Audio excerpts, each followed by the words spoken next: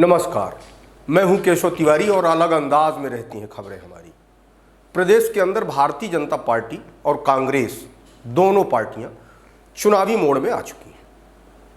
कांग्रेस की तरफ से जहां कमलनाथ मोर्चा संभाले हुए हैं, वहीं भारतीय जनता पार्टी की तरफ से संगठन और सरकार के मुखिया दोनों ने अपने अपने स्तर पर मोर्चा संभाल लिया है। नगरीय निकाय चुनावों के परिणामों को देखते हुए कांग्रेस यह मानकर चल रही है कि 2023 में कांग्रेस फिर सरकार बनाएगी। इसके पीछे की मुख्य वजह कांग्रेस यह मान रही है कि जनता शिवराज सिंह के चेहरे से ऊब चुकी है।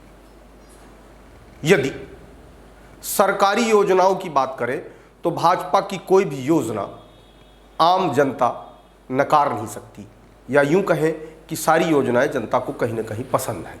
लेकिन इतनी सारी सरकारी योजनाएं चलने के बाद भी पिछले चुनाव में शिवराज सिंह को जनता ने नकार दिया था और कांग्रेस के पक्ष में अपनी वोटिंग की थी। यह तो कमलनाथ और ज्योतिरादित्य सिंधिया की आपसी लड़ाई के चलते शिवराज सिंह का मुकद्दर फिर जाग गया और वे प्रदेश के पुनः मुख्यमंत्री बन बैठे। अभी तक के राजनीतिक हालातों को देखते हुए तो यह कहा जा सकता है कि भाजपा 2023 का भी चुनाव शायद शिवराज सिंह के नेतृत्व में ही लड़ेगी। यह अलग बात है कि पहले की तुलना में शिवराज सिंह का राजनीतिक रसूख कम हुआ है। उन्हें भाजपा ने सबसे ताकतवर संसदीय बोर्ड से बाहर कर दिया। इसके बाद भी प्रदेश के अंदर परिवर्तन के आसार बहुत कम ही दिखाई दे रहे हैं। नगरीय निकाय चुनाव में जिस तरीके के परिणाम आए हैं, उन परिणामों को देखते हुए भी कांग्रेस कहीं ना कहीं उत्साहित है। विंध्य के रीवा जिले में 8 विधानसभा हैं। उन सारी सीटों पर भारतीय जनता पार्टी के ही विधायक हैं। बावजूद इसके नगरीय निकाय चुनाव में भारतीय जनता पार्टी का प्रत्याशी महापौर का चुनाव कांग्रेस के प्रत्याशी से हार गया। रीवा से कांग्रेस के महापौर की जीत हुई। इतना ही नहीं, सिंगरौली में भी भारतीय जनता पार्टी का महापौर नहीं जीता। वहां आप खाता खोलने में सफल रही। ऐसे में कहीं ना कहीं विंध्य में भारतीय जनता पार्टी का मजबूत किला दरकने लगा है। महाकौशल में भी भारतीय जनता पार्टी को आशातीत सफलता नहीं मिली, या यूं कहें कि परिणाम निराशाजनक थे। कटनी में जहां निर्दलीय प्रत्याशी महापौर का चुनाव जीतने में सफल रही, वहीं जबलपुर में भाजपा का एक नामचीन डॉक्टर प्रत्याशी कांग्रेस के प्रत्याशी से चुनाव हार गया।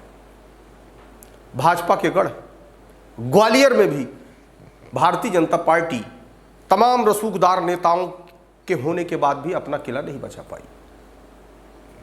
सत्ता के सहारे जितने बेहतर परिणाम भारतीय जनता पार्टी के पक्ष में आने चाहिए, उतने अच्छे परिणाम नहीं आए। ग्वालियर में नरेंद्र सिंह तोमर और ज्योतिरादित्य सिंधिया के बाद भी कांग्रेस का महापौर जीत गया। सरकारी लहर के चलते कांग्रेस यह मानकर चल रही है कि उसकी सरकार 2023 में बन जाएगी। कांग्रेसी नेताओं में पहले की तुलना में कुछ ज़्यादा एकता इसलिए भी देखी जा रही है कि सत्ता के प्रति उनकी छटपटाहट बहुत बड़ी है। कमलनाथ पूरी तरह से एक काबिल कप्तान की तरह पूरी टीम को मैनेज कर रहे हैं। प्रदेश में यह साफ तौर पर दिखाई देता है कि कमलनाथ के सामने किसी दूसरे की नहीं चल रही है। ऐसे में कमलनाथ प्रदेश के अंदर सरकार बना भी लें तो कोई आश्चर्य नहीं होगा। नगरीय निकाय चुनावों के परिणामों को देखते हुए भारतीय जनता पार्टी ने भी थोड़ा बहुत सबक ले ही लिया है। रीवा की समीक्षा बैठक में सभी विधायकों से पार्टी के शीर्ष नेतृत्व एवं मुख्यमंत्री ने 1-to-1 बात की, लेकिन इन सारी बातचीत से अंतर्कलह के वे बिंदु गायब रहे जिनके बदौलत भारतीय जनता पार्टी रीवा में महापौर का चुनाव हार गई थी। रीवा जिले के अंदर भारतीय जनता पार्टी एकता का चाहे जितना प्रयास करे, लेकिन ऐसा संभव नहीं है। राजेंद्र शुक्ला और एक विधायक सहित सांसद एक गुट में हैं। इसके अलावा जिले के 6 विधायक राजेंद्र शुक्ला का पानी पी पी कर विरोध करते हैं। इतना ही नहीं, राजेंद्र शुक्ल के विरोध में सीधी और सिंगरौली के विधायक भी कई बार मुखर होते सुने गए और देखे भी गए।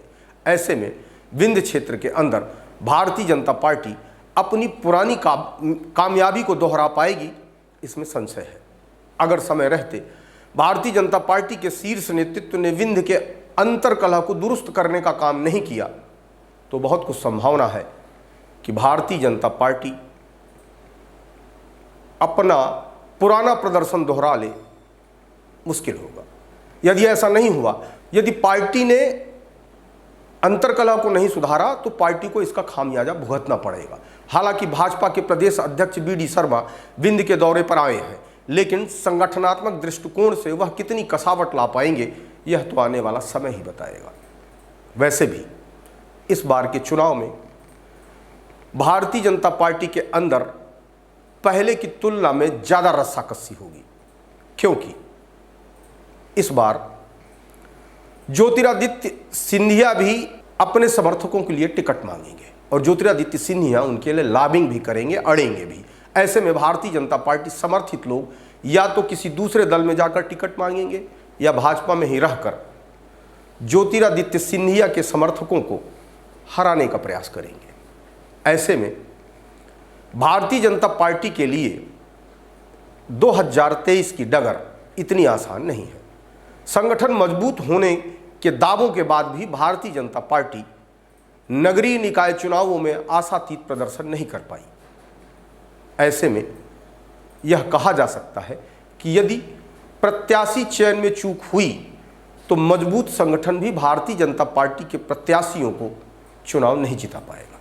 इसका जीता जागता प्रमाण है नगरीय निकाय का चुनाव। वैसे इस बार शिवराज सिंह भी अपनी मनमर्जी से टिकट नहीं बांट पाएंगे।